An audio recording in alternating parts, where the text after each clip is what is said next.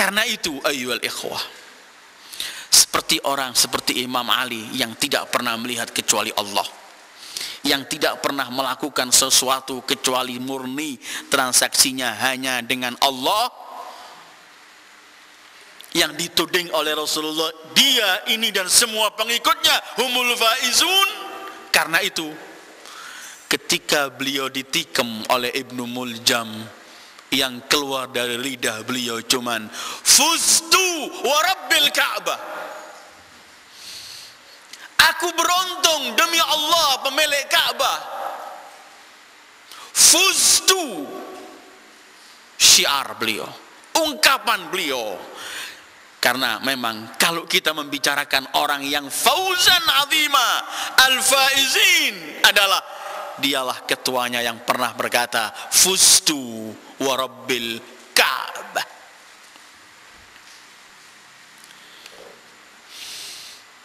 Jangan lagi orang menganggap orang kalau membicarakan Ali bin Abi Thalib kita mengkultuskan, dan mungkin jawabannya ada pada malam 19 yang lalu. Tapi ini murni adalah ahadits dari Rasulullah sallallahu alaihi wa alihi, ungkapan ayat-ayat Al-Qur'an itu yang cuman ada yang berkaitan mengenai kebesaran Al-Imam Ali ibn Abi Thalib.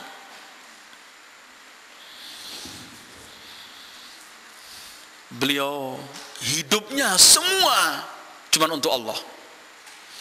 Dari mulai Allahu Akbar, dari mulai lahir di Baitullah, lahirnya di Baitullah, kemudian hidupnya bersama Rasulullah, semuanya cuman untuk menegakkan hak dan untuk menegakkan kebenaran. Beliau menerima semua risiko. Bahkan beliau menyebutkan dalam salah satu sabda beliau, biar aku saja yang dizalimi, aku terima, yang penting Islam tetap berjalan dan kaum muslimin selamat. Ini yang Rasulullah pernah menyuruh Imam Ali untuk naik mimbar berkata dalam waktu Rasulullah sakit, cuman mengatakan man aqqa abawaihi falahu la'natullah. Kemudian Imam Ali sudah turun oleh Rasulullah, siapa orang yang durhaka sama kedua orang tuanya, sama kedua ayahnya, maka atasnya laknat Allah. Kemudian disuruh lagi naik untuk mengatakan man zalama ajirah atau kama qala fa alaihi laknatullah, siapa orang yang mendolimi atau enggak memberikan hak buruhnya yang kerja dengan dia, fa alaihi laknatullah. Ketika orang tanya pada Rasulullah, apa maksudnya itu? Kata Rasulullah, ana wa anta abawai hadhil ummah faman aqana fa alaihi la'natullah. Aku dan kamu bapak umat ini, siapa yang durhaka dengan kita, atasnya laknat Allah. Aku dan engkau hai Ali yang harus menerima bayaran dan opah dari umat ini yang tidak memberikan opahnya dan menzalimi opahnya, fa alaihi la'natullah. Karena Allah berfirman, qul la as'alukum alaihi ajra illa al mawaddata fil qurba. Ali bin Abi Thalib, dan gak pernah mampu orang membicarakan, mustahil orang bisa mampu membicarakan Al-Imam Ali bin Abi Thalib, apapun kepandaian, dan mustahil. Yang tahu Imam Ali bin Abi Thalib adalah Rasulullah sallallahu alaihi wa alihi ba'dallah.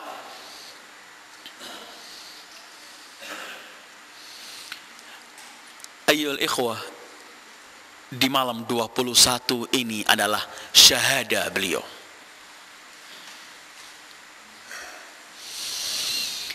Rasul di bulan Sya'ban, akhir bulan Sya'ban menjelang Ramadan, beliau pernah menyampaikan khutbahnya yang amat terkenal, khutbah Sya'baniyah yang panjang. Beliau menyampaikan keutamaan bulan suci Ramadan kepada umatnya, para sahabatnya. Beliau sampaikan keutamaan bulan Ramadan. Di tengah-tengah Rasul menyampaikan keutamaan dan kemuliaan bulan suci Ramadan, Imam Ali bangun Kemudian beliau bertanya kepada Rasulullah, ayyul a'mali afdal ya Rasulullah fi hadzal syahr? Perbuatan apa yang paling mulia di bulan suci Ramadan ya Rasulullah? Rasul kemudian menoleh kepada Imam Ali, kemudian beliau bersabda, ya Abul Hasan, afdalul a'mal fi hadzal syahr al-wara' an maharimillah azza wa jalla.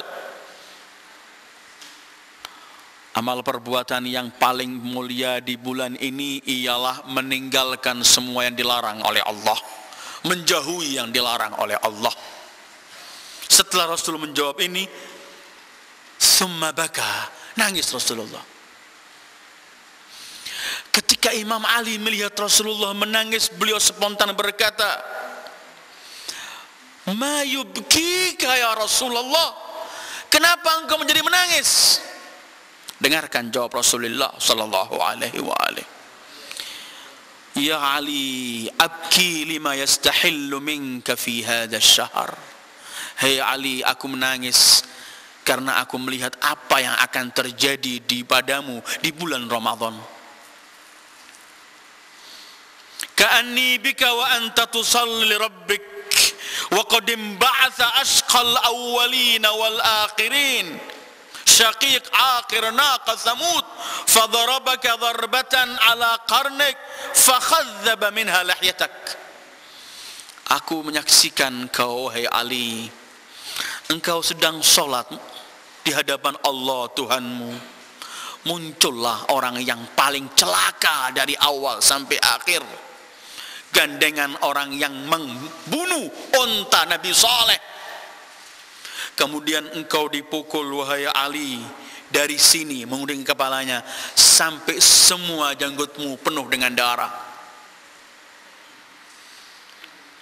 Apa kata Imam Ali?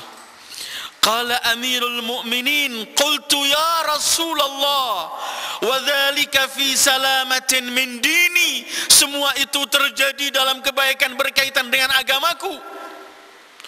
Faqala sallallahu alaihi wa alihi fi salamatin min dinik. Iya, ini semua terjadi dalam tetap engkau dalam memegang agama ini. Thumma qala sallallahu alaihi wa alihi. Kemudian Rasulullah meneruskan sabda beliau begini, ayyuhal ikhwa wal akhawat, ya Ali, man qatalaka faqad qatalani.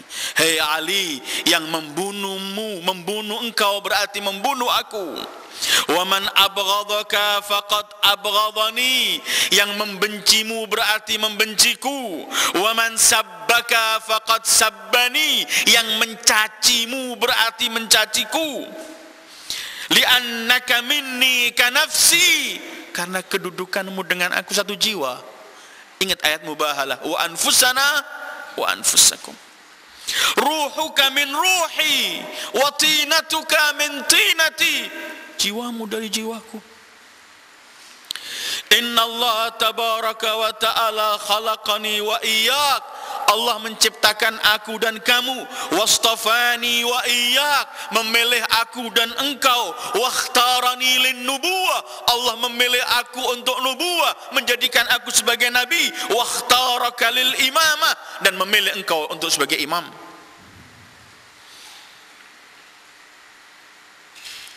Sekian lama Rasul telah melihat apa yang akan terjadi pada Al-Imam Ali bin Abi Thalib. Dan Rasul pertama orang yang menangis di depan para sahabatnya mengenang Imam Ali bin Abi Thalib. Ayyuhal ikhwah wal akhawat, Imam Ali dengan ilmu yang Allah telah berikan melalui Rasul sallallahu alaihi wa alihi, karena seluruh ilmu yang Allah berikan pada Rasulullah, ilmu itu ada pada Imam Ali bin Abi Thalib. Karena itu ketika Imam Ali sering menyampaikan hal-hal yang gaib, ada orang teriak, ata'lamul ghaib, kamu tahu ilmu gaib ya Ali? Imam Ali senyum, beliau mengatakan, innama huwa ta'allumun min dhi ilm, semestinya itu bukan ilmu ghaib, tapi belajar dari yang maha mengetahui. Aku diajari oleh Rasulullah ilmu, disampaikan oleh beliau semua ilmu beliau, kemudian aku didoakan Rasulullah untuk mengingat terus ilmu ini, dan gak bisa dariku.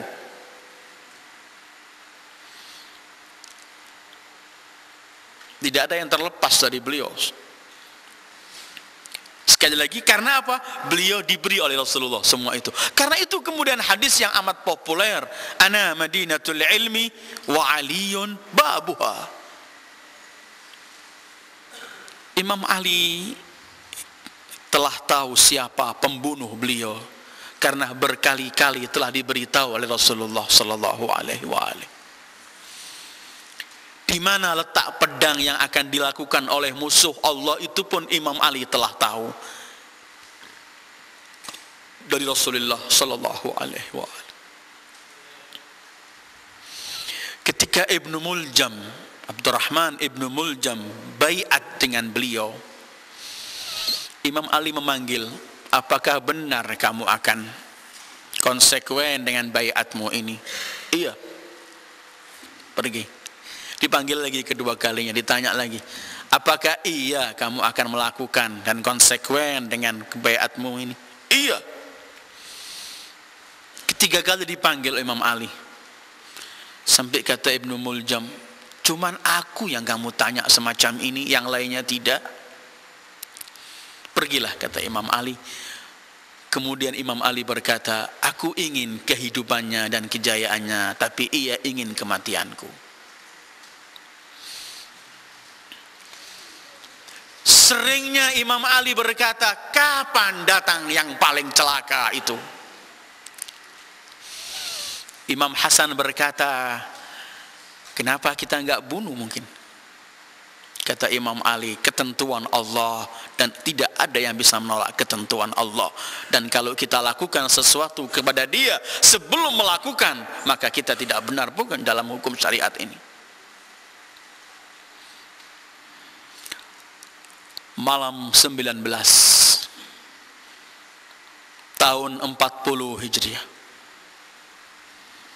Imam Ali malam itu ada di rumah putri beliau, Ummi Kulthum.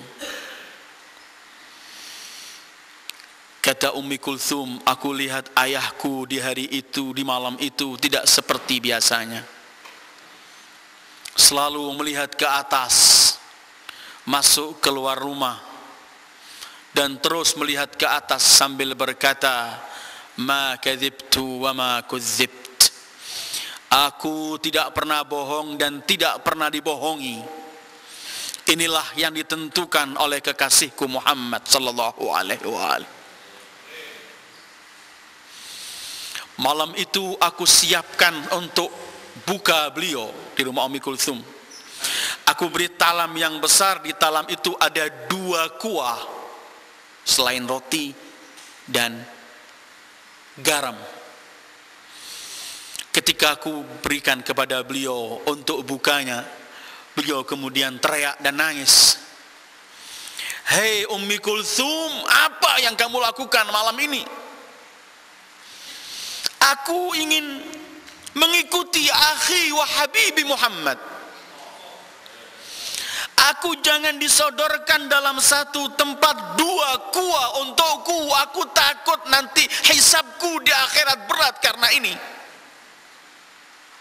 Singkirkan salah satunya, cukup di hadapanku 1 kuah. Karena beliau ingin hidup dengan orang, dengan rakyat beliau yang paling miskin. Dan ketika ada orang ingin meniru beliau, dilarang oleh beliau, kamu jangan mampu, jangan melakukan ini.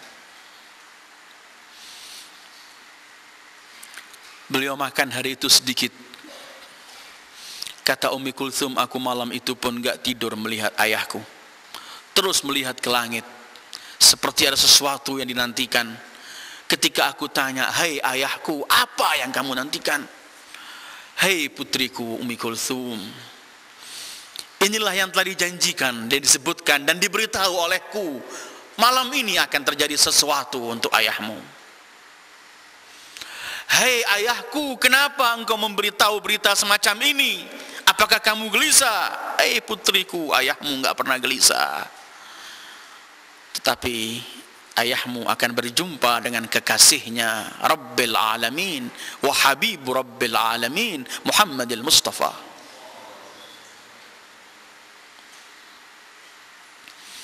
Kemudian beliau masuk ke kamar, membaca surat Yasin sampai selesai.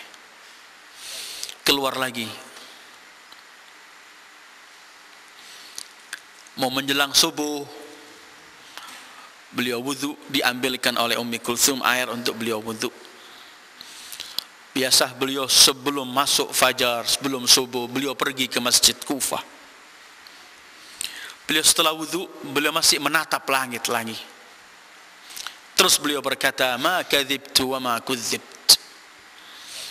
Ketika beliau keluar dari rumah, kebetulan kata Ummi Kulthum, ada orang yang memberikan hadiah kepada kita untuk Al-Hasan di tempat kita, angsa. Ketika Imam Ali keluar, itu angsa semua berteriak-teriak, mengibatkan juga sayapnya. Imam Ali menoleh kepadanya, beliau berkata, sawaih tatba'uha nawaih. Teriakan-teriakan dari binatang ini sebentar lagi akan diikuti oleh rintihan dan tangisan. Kata Ummi Kulthum, araka tan'a nafsak. Aku melihat kamu selalu menganggap dirimu akan wafat, wahai ayahku. Tenanglah wahai putriku. Allah, Rasul dan kekasihku Muhammad telah memberitahu kepadaku. Beliau keluar. Ketika buka pintu mau ke masjid, baju beliau ini terkena oleh pintu sehingga enggak mampu lepas, sampai beliau tarik. Ketika beliau tarik, beliau mengeluarkan bait syair, keraskan ikatan pinggangmu, hadapilah kematian dan jangan gentar menghadapi kematian. Keluar ke masjid. Sampai di masjid, beliau sholat beberapa, kemudian melihat beberapa orang tidur di situ. Sampai waktu menjelang azan, beliau naik azan beliau. Ummi Kulthum menyebutkan, kalau ayahku azan, semua orang akan menikmati suara Ali bin Abi Thalib. Azannya manusia yang lahir di Ka'bah, azannya manusia yang ketika lahir memperoleh suara itu di telinganya dari Sayyidul Wujud Muhammad. Setelah selesai beliau adzan, beliau membangunkan orang-orang yang tidur. As-salah, as-salah, inna as-salata tanha 'anil fahsya wal munkar. Di antara yang tidur itu ada Abdurrahman ibnu Muljam. Tidurnya tengkurap. Beliau bangunkan, bangunlah, ini model tidur yang disenangi oleh Allah. Tidur penghuni neraka. Bangunlah, bangunlah, salatlah. Kemudian beliau pergi, beliau berkata, kalau aku ingin beritahu apa yang sedang disembunyikan di perutnya, aku pasti tahu, itulah pedang. Beliau masuk ke mihrab, Ibnu Muljam bangkit, sembunyi di bawah istuanah Imad, menunggu Imam Ali salat. Dibiarkan rakaat yang pertama pengecut, dan mereka memang tahu bahwa Al-Imam Ali bin Abi Thalib kalau sedang menghadap pada Allah maka lepas dari dunia ini.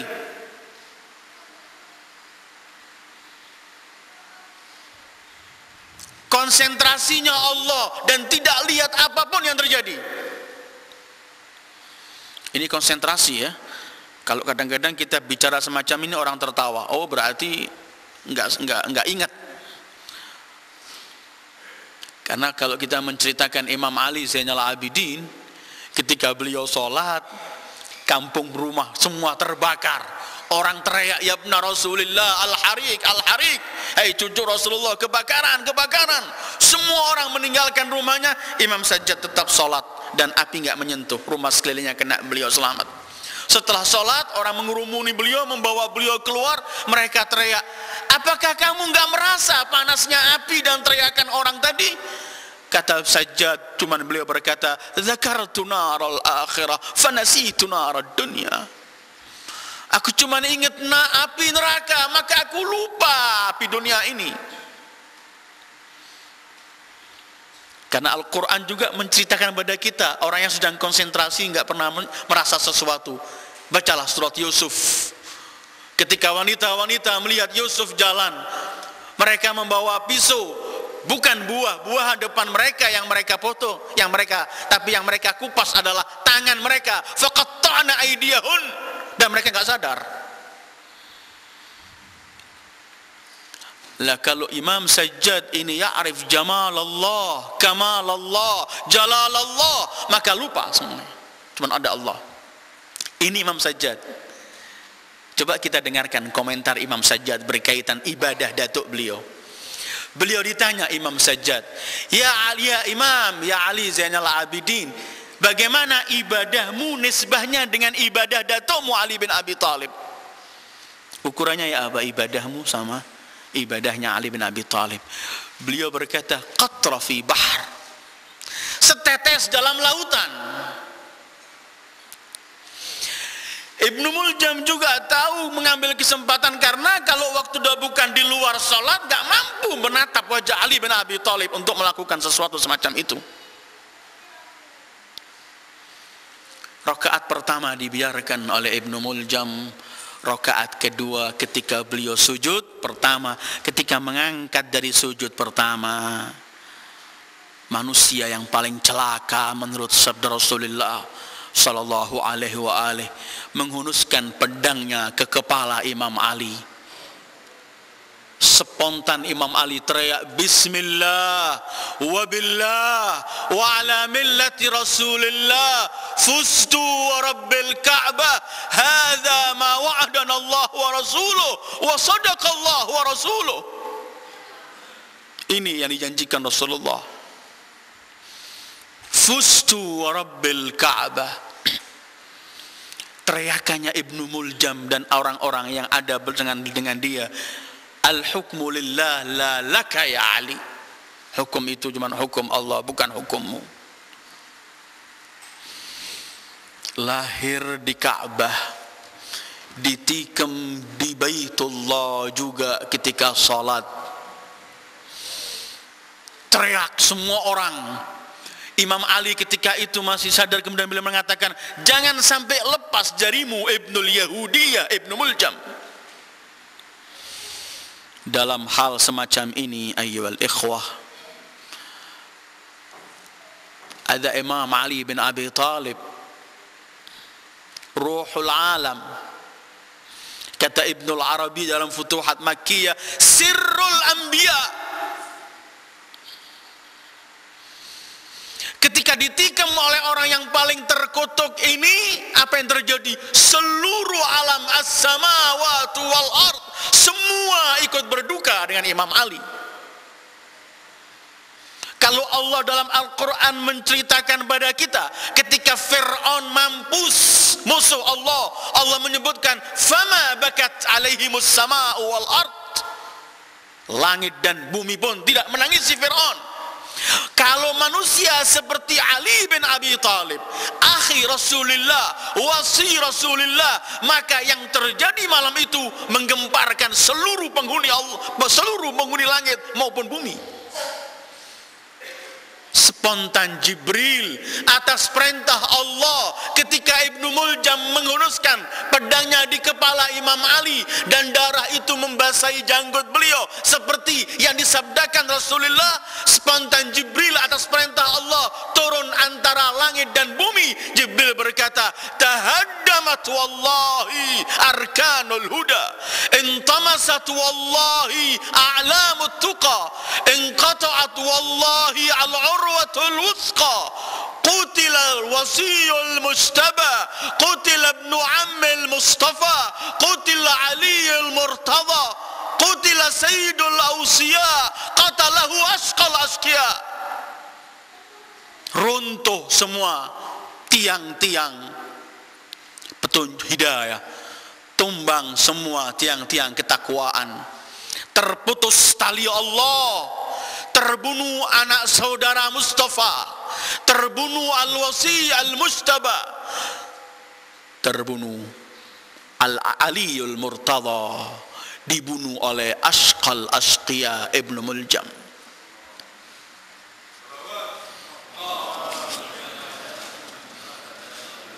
Ungkapan ini didengar oleh semua orang yang hidup malam itu. Ummi Kulthum ketika mendengar ini, beliau teriak. Orang di masjid semua mengerumuni Imam Ali. Imam Ali diletakkan kepalanya di pangkuan Imam Hasan alaihissalam sambil darah. Kemudian dibawa ke rumah. Di rumah telah ditunggu oleh Zainab, Ummi Kulthum, putra putri beliau, keluarga dekat beliau dengan tangisan. Imam Ali kemudian berkata, Ibnu Muljam, hai Hasan, kasih ia makan seperti makanku, kasih minum dan jangan diganggu sesuatu. Adakah contoh Islam seperti Ali bin Abi Thalib? Kepada orang yang paling celaka ini, tawanannya, beliau berkata sebagai wasiat pada putranya Hasan, berikan makanan yang layak untuk dia, minum yang layak untuk dia, dan jangan diperlakukan sesuatu, tunggu sampai aku. Kalau aku sembuh, maka aku yang akan menyelesaikan. Mungkin aku maafkan, mungkin aku kisos, tapi kalau aku mati, bunuhlah dia, jangan dicincang, jangan diperlakukan apapun. Darbatun bidarbah. Dibawa malam itu ke rumah beliau, malam 19. Ketika Ibnu Muljam didatangkan,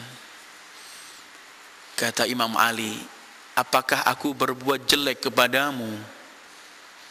Kata Ibnu Muljam, tidak.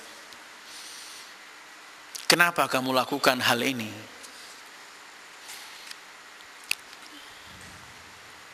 Ibnu Muljam cuma mengatakan, itu yang harus kulakukan.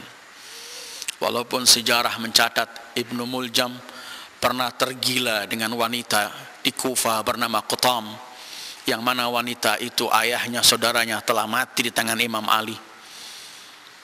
Kemudian ketika Ibnu Muljam ingin melamar Qutam, kata Qutam mau dengan 3.000 dinar dan kepala Ali bin Abi Thalib. Walaupun sebenarnya menurut Najah At-Tai dalam bukunya, itu sebenarnya bukan hanya berkaitan dengan Qatam, tapi pemerintahan saat itu yang dikuasai oleh Bani Umayyah, semua yang mengatur sehingga sampai terbunuhnya Ali bin Abi Thalib. Malam 19 di rumah beliau, racun itu mengenah. Kata Ibnu Muljam, aku bunuh 1.000 orang pun mati, aku telah penuhi racun semua ini pedang ini. Semua orang datang teriak, pergi ke rumah Imam Ali bin Abi Thalib untuk menjenguk beliau. Racun mulai menjalar satu badan. Didatangkan beberapa dokter, semua dokter mengatakan bahwa pukulan musuh Allah ini sampai kepada otak beliau, sehingga racun semua memenuhi. Kaki beliau pun ihmarat katanya. Di hari 20, semua putrinya menangis, termasuk Ummi Kulthum. Kata beliau, jangan kamu menangis. Kalau kamu melihat apa yang kamu lihat, kamu enggak menangis. Kata Ummi Kulthum, apa yang kamu lihat wahai ayahku? Kata Imam Ali, aku melihat Habibi Muhammad sallallahu alaihi wa alihi. Aku melihat al-malaikah, aku melihat ibumu Fatimah, semua menyambut kedatanganku. Aku melihat malaikatullah, semua berbaris menanti kedatanganku. Kemudian Imam Ali mengumpulkan semua putra-putrinya dan istrinya, keluarganya semua dikumpulkan. Satu-satu mereka dipandang. Kemudian beliau berkata, astaudiukumullahu jami'an. Aku titipkan kalian hanya kepada Allah.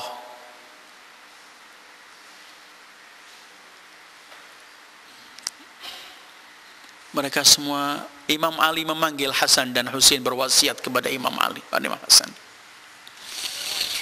Memanggil Muhammad Al-Hanafiyah, hai Muhammad Hanafiyah, dengarkan apa yang dikatakan oleh kedua abangmu ini, Hasan dan Husain. Mereka adalah anak Rasulullah sallallahu alaihi wasallam. Jangan melanggar perintah keduanya, ikuti apapun yang diajak. Wahai Hasan dan Husain, kasihani, ini pun anak ayahmu dan ayahmu mencintainya. Asbah bin Nabatah, murid beliau yang paling dekat dengan beliau, dengan beberapa orang datang menjenguk beliau. Ketika sampai di pintu, Maitham untuk mengetok pintu dilarang oleh Asbah bin Nabatah. Jangan, kita di pintu aja, sampai ada yang keluar kita baru minta izin masuk. Mereka mendengarkan suara anak-anak beliau menangis di dalam. Asbah bin Nabatah pun ikut menangis dengan beberapa orang di luar pintu itu. Tidak lama keluar Imam Hasan. Imam Hasan berkata, Amirul Mukminin menyampaikan salam untuk kalian, tinggalkanlah, pergilah ke rumah mereka kalian masing-masing. Semua orang pergi kembali dengan rintihan dan tangisan. Asbah bin Nabatah sendiri, enggak keluar, enggak pergi. Imam Hasan kembali, beliau berkata, bukankah sudah kami perintahkan untuk kamu tinggalkan tempat? Kata Asbah bin Nabatah, wallahi inni la uridu an ara amiral mu'minin alaihi salam. Aku tidak melanggar perintahmu ya Imam. Cuman aku ingin memandang wajah Amirul Mukminin. Dan wahai Hasan putra Amirul Mukminin, demi Allah kedua kakiku enggak mampu mengangkat badanku. Biarkan aku menunggu, ingin melihat wajah Amirul Mukminin. Imam Hasan masuk, diberitahu pada Imam Ali. Imam Ali berkata, izinkan ia masuk. Ketika Asbah bin Nabatah masuk melihat Imam Ali, diikat kepalanya, pucat wajahnya, sekali mengangkat kakinya, dan semua racun telah sampai di kaki beliau. Asbah bin Nabatah langsung menciumi Imam Ali, tangan kaki semua dicium sambil menangis. Kata Imam Ali, ya Asbah la tabki innahal jannah. Jangan kamu nangis, ini surga. Kata Asbah bin Nabatah, aku tahu kalau kamu pasti ke surga, cuman aku nangis karena aku akan berpisah denganmu ya Ali bin Abi Thalib ya Amirul Mukminin. Dari mana lagi kita akan ambil ilmu dan semua ini? Hari ke-20. Hari itu juga sejarah mencatat, di luar pintu Imam Ali datang kerombolan orang-orang miskin, anak-anak yatim, para janda, semua datang. Ada di antara mereka anak-anak kecil yang membawa tempat. Imam Hasan ketika keluar melihat sekian banyak orang, apa yang akan kalian lakukan? Kenapa kalian ke sini? Mereka semua menjawab, sudah 2 hari enggak datang ayahmu Amirul Mukminin. Setiap saat beliau selalu datang ke rumah kita, memikul untuk makanan kita, untuk keluarga kita, anak-anak yatim kita. Amirul Mukminin yang setiap malam keliling mencari orang-orang yang enggak mampu, dan beliau memikul sendiri makanan untuk al-aramil wal mustadafin. Selagi ada Amirul Mukminin di Kufah, tidak ada pengemis. Anak yatim di Kufah dari ujung sampai ujung, kalau ditanya siapa ayahmu, sepakat jawabannya ayahku Ali bin Abi Thalib. Imam Hasan menemukan salah satu di antara anak kecil yang yatim membawa susu. Kata Imam Hasan, apa yang kamu inginkan dari ayahku? Kata anak itu, aku mendengar bahwa Amirul Mukminin ditikam dengan pedang yang penuh racun. Mudah-mudahan susu ini bisa menyembuhkan dari racun itu. Amirul Mukminin yang malam besoknya setelah beliau dikuburkan, ada wanita tua buta yang histeris nangis mencari beliau, karena setiap malam wanita buta tua itu yang memberikan makan cuman Ali bin Abi Thalib, akhu Rasulullah sallallahu alaihi wa alihi.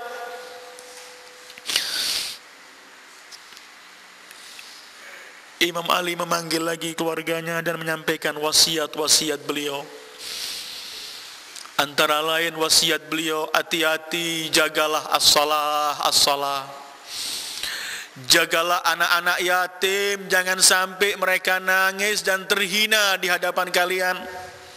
Jagalah keturunan Rasulullah, jangan sampai mereka dizalimi dan kalian mampu menolong, tidak menolong. Hati-hati, jagalah kaum wanita, jagalah orang-orang yang lemah, tegakkanlah kebenaran. Semua wasiat disampaikan oleh Imam Ali bin Abi Thalib.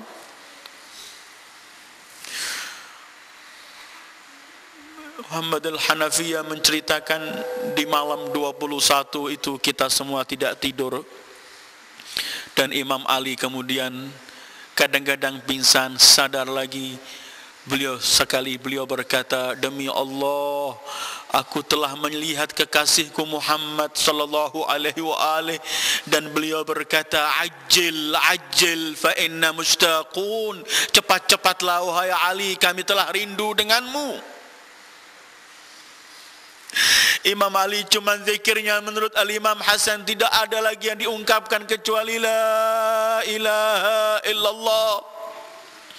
Terus beliau mengulangi la ilaha illallah. Kemudian beliau berkata, waalaikumsalam ya Rasulullah Rabbi, salam untuk kalian wahai para malaikatullah. Kemudian beliau membaca limithli hadza falyamalil amilun, untuk inilah hendaklah mereka orang-orang yang mau beramal, silahkan beramal. Persis subuh, beliau kemudian menatap masing-masing wajah anaknya dan istrinya dan keluarga dekatnya. Satu-satu ditatap wajahnya seraya berkata, ana mufarikukumus sa'ah, aku akan tinggalkan kalian saat ini. Astaudiukumullahu jami'an, hasbukumullahu jami'an, aku titipkan kalian kepada Allah. Kemudian beliau sendiri yang menyampaikan kepada kedua putranya Al-Hasan wal Husain, ahsanallah lakal azab fi abik.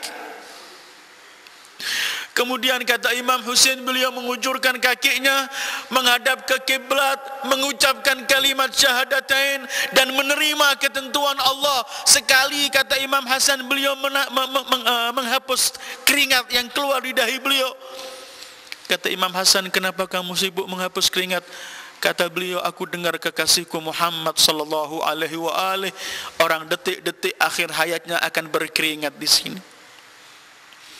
Persis menjelang fajar malam 41 ini, beliau altaqal habib bil habib.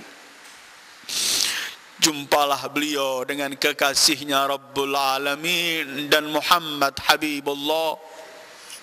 Bukankah Imam Ali yang selalu berdoa, kafani izzan idh kunta li rabba wa kafani fakhran idh kuntu laka abda. Ya Allah, cukup bangga aku karena engkau Tuhanku, cukup bangga dan keconggaanku karena aku hambamu. Hari itu kebahagiaan Imam Ali wujud di hari itu, persis menjelang subuh 21 bulan Ramadan. Beliau diambil oleh malaikatul Isra, oleh malaikatullah untuk mencabut ruh beliau. Faltaqal habib bil habib, inna lillah wa inna ilaihi raji'un, inna lillah wa inna ilaihi raji'un, inna lillah wa inna ilaihi raji'un. Ayyuhal ikhwah wal akhawat, demi yang lahir dalam Ka'bah, demi yang memperoleh syahada dalam mihrabnya, demi yang wafat di malam ini, malam 21, demi manusia yang membela Rasulullah dan menggadaikan dirinya untuk Rasulullah, demi kebesaran dan keagungan dan kemuliaan Imam Ali di sisi Allah dan di sisi Rasulullah sallallahu alaihi wa alihi, kita pertama-tama sampaikan bela sungkawa kita dan kesedihan kita kepada sahibul asri waz zaman, al-Imam al-Mahdi ajalallahu farajahu syarif. Kita berharap Imam Mahdi mau melihat kita di malam ini yang sedang membicarakan datuknya Amirul Mukminin, adrikna ya qaima ala Muhammad. Lihatlah kami dengan ainur rahmah dalam malam Lailatul Qadar ini, bihaqqil maulud fil Ka'bah, bihaqqil syahidil mihrab. Ya Allah, mudah-mudahan di malam ini kita diberi taufik oleh Allah bisa memperoleh semua kemuliaan di malam Lailatul Qadar. Allah akan mengampuni semua dosa kita di hadapan Allah. Kita akan mengaku dosa kita dan mohon ampun. Kita bertawassul kepada Ali bin Abi Talib, kepada Rasulullah, kepada Fatimah, kepada A'immatul Adhar. Jangan sampai subuh hari ini menjelang keluar fajar dosa kita belum diampuni. Ya Allah, bihaqqi Ali bin Abi Talib, bihaqqi syahidil mihrab, la yatla' fajru hadhihi al-lailah illa waqad ghafarta dhunubana. Ampuni dosa-dosa orang tua-tua kita, guru-guru kita, orang-orang yang berbuat baik dengan kita, orang-orang yang berbuat jelek pun dengan kita. Kita mintakan ampun malam ini, semoga diampuni oleh Allah, dan semoga Allah memberikan kepada kita ketabahan untuk tetap hidup mencintai Ahlul Bait, mati bersama cinta dengan Ahlul Bait, dan kelak dibangkitkan bersama Ahlul Bait. بحق محمد وآل محمد اغفر ذنوبنا واستر عيوبنا واكشف كروبنا فرج همومنا وصلى الله على محمد وآله الطيبين الطاهرين. السلام عليكم ورحمة الله وبركاته.